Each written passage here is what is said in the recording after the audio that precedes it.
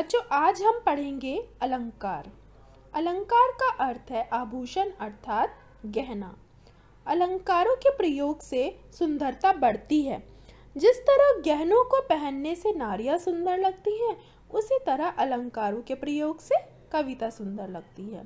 कविगण अपनी कविता में अलंकारों का प्रयोग इसीलिए करते हैं। जिस साधन से कविता के सौंदर्य में वृद्धि होती है उसे अलंकार कहते हैं। बच्चों, अब आपको समझ में आ गया होगा कि अलंकार का क्या अर्थ है। आइए देखते हैं अलंकार के भेद। अलंकार के मुख्यतः दो भेद होते हैं, शब्दालंकार और अर्थालंकार। आइए देखते हैं शब्दालंकार।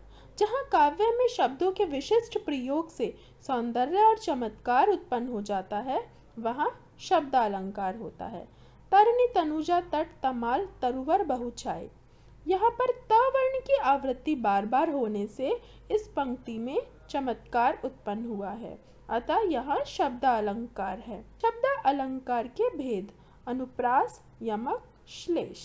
आइए देखते हैं अनुप्रास। कविता में जहाँ समास, ध्वनियों, वर्णों अथवा अक्षरों की पुनरावृत्ति होती है, वहाँ अनुप्रास अलंकार होता है। कूके लगी कोयले कंदबन पे बैठी फेरी। यहाँ क वर्ण की 3 बार आवृत्ति हुई है, इसीलिए यहाँ अनुप्रास अलंकार है।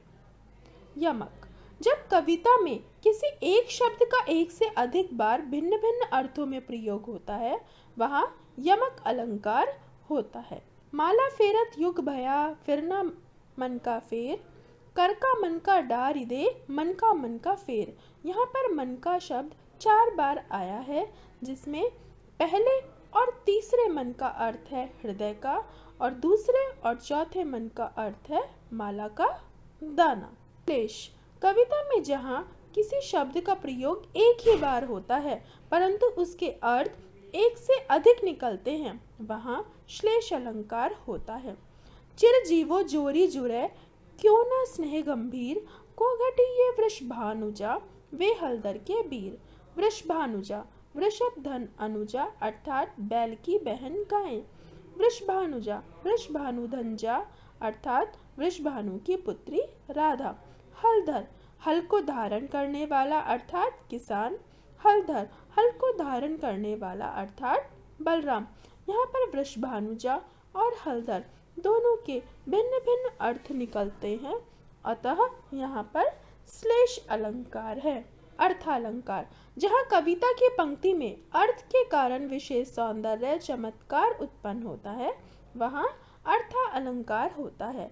अर्थालंकार के भेद उपमा, रूपक, उत्प्रेक्षा, अतिशयोक्ति, अनियोक्ति, मानवीकरण।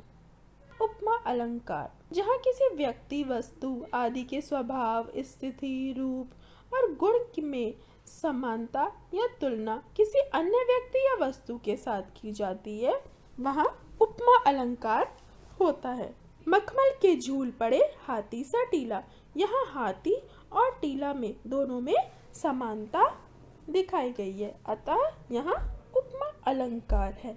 रूपक अलंकार। जहाँ गुणों की समानता दर्शाने के लिए दोनों वस्तुओं को अभिन्न मान लिया जाता है, अर्थात दोनों को एक मान लिया जाता है और उपमेय में उपमान का आरोप कर दिया जाता है, वहाँ रूपक अलंकार होता है।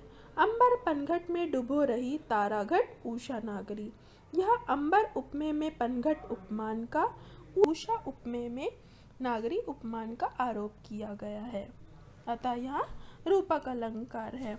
उपमा अलंकार में सा, सी, सम, तुल्य, सरिस ऐसे शब्द आते हैं, जबकि रूपक अलंकार में 2 शब्दों के बीच योजक चिन्ह आता है और जब विग्रह करते हैं तो उसे रूपी लिखकर विग्रह किया जाता है।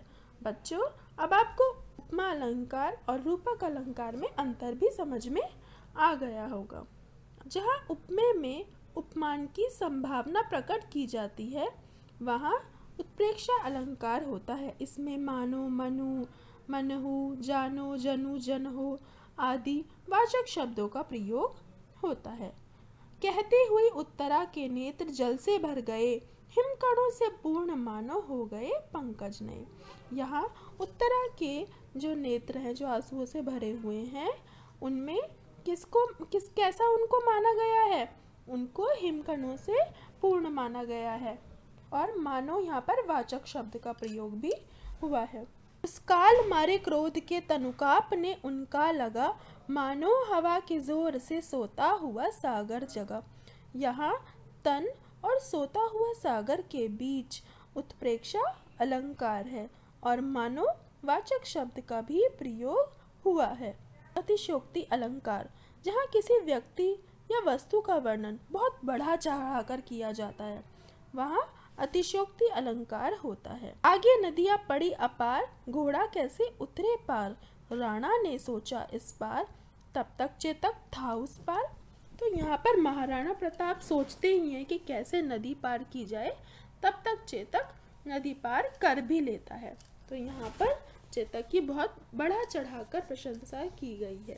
अनियोक्ति अलंकार, वहाँ किसी अन्य माध्यम से किसी को कोई बात कही जाती है, वहाँ अनियोक्ति अलंकार होता है। जैसे स्वार्थ सुकृत न सत्रम वृथा, देखी विहंग विचारी, बाज पराए पानी परी, तू पच्छिनु न मारी। यहाँ पर कहा तो जा रहा है बाज को कि बाज अपने ही पक्षियों को मारता है शिकारी के कहने पर, लेकिन किसके ऊपर डाल के, बाज के ऊपर डालकर किसको कहा जा रहा है? राजा जयसिंह को, कि तुम औरंगजेब के कहने से तुम अपने ही जाति के लोगों को, हिंदुओं को मत मारो, युद्ध ना करने की प्रेरणा दी जा रही है राजा जयसिंह को। मानवीकरण अलंकार, जब प्रकृति और प्राकृतिक उपादानों में तथा जड़ वस्तुओं में मानवीय क्रिया व्यापार का आरोप करते हैं, तब वहाँ मानवीकरण अलंकार होता है।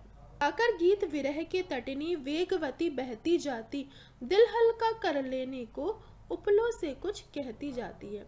वो है तटनी, वो विरह के गीत गाकर अपना दिल हल्का करती है। तो यहाँ पर मानवीकरण अलंकार है। बच्चों, आशा करती हूँ आपको अलंकार समझ में आए होंगे।